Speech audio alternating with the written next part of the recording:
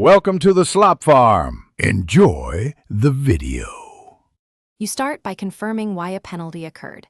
Check your account status and any active cooldown timers.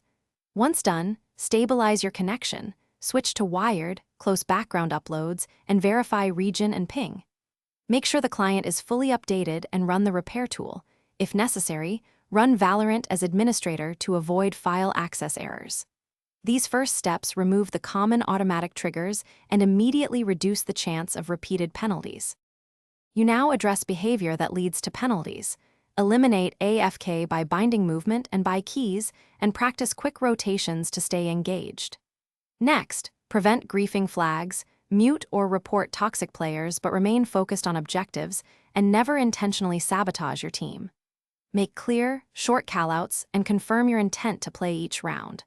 Once you consistently participate and avoid disruptive actions, Riot's automated systems are less likely. You finish by preparing an appeal if the penalty was unjust.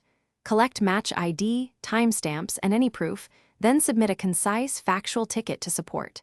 If the penalty stands, take preventive measures, enable two-factor authentication, keep drivers and OS current, and play outside known outage windows.